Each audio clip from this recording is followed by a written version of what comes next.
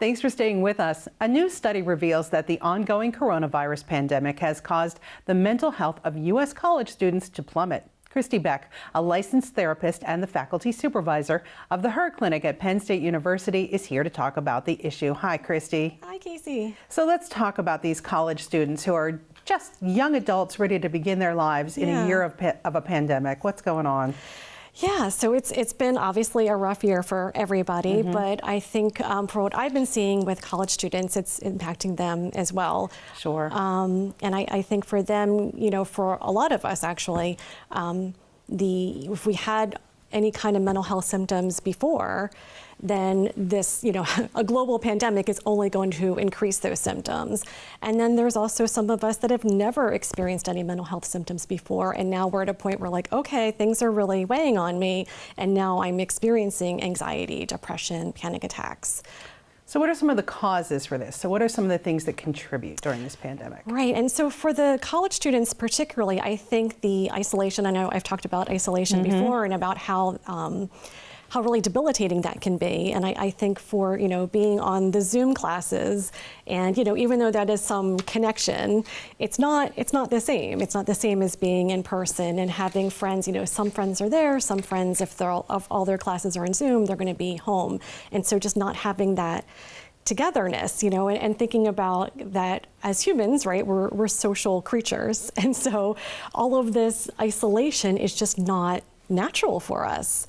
And obviously we have to do what we have to do to keep ourselves safe, to keep, you know, the people we love safe, but, you know, this is not our natural habitat.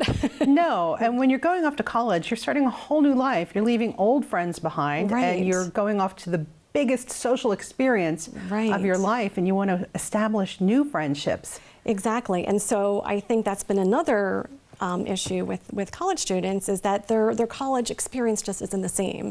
And I've been seeing that a lot with freshmen and seniors especially. I mean, all of, you know, everyone in college I think is experiencing on some level, but, you know, waiting your whole life to go to college as a freshman, and then you get there and then we're in a global pandemic and it's not the same. Or, you know, I had seniors that I treated in therapy last year that were, you know, you wait your whole 4 years to graduate, have a big graduation party, have a celebration with your friends, and then it's online and you can't really do anything. And so that's been, you know, a real letdown for them.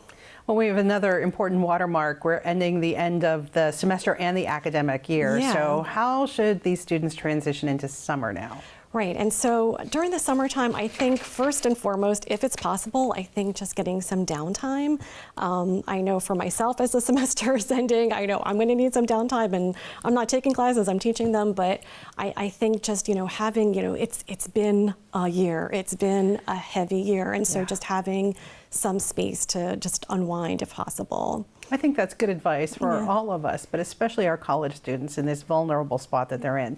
So we have about a minute left. What should parents do if they see signs of any mental health distress? Right, and so I think for parents, if they see any kind of signs of distress, to take it very seriously. That, you know, if offer them therapy, offer them, you know, something. I think validating feelings is going to be really important as well. That even if a student hasn't really been impacted very much, you know, they've been lucky enough, they haven't lost anybody close to them, their family hasn't been impacted by financial hardships.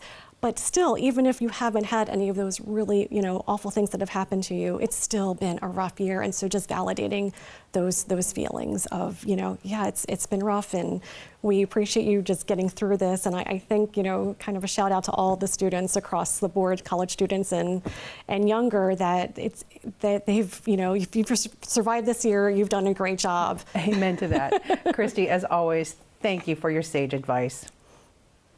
Still to come on Your Health Matters, we'll tell you how the Pennsylvania Attorney General's Care Dependent Team is helping the Commonwealth's most vulnerable citizens. Stay with us.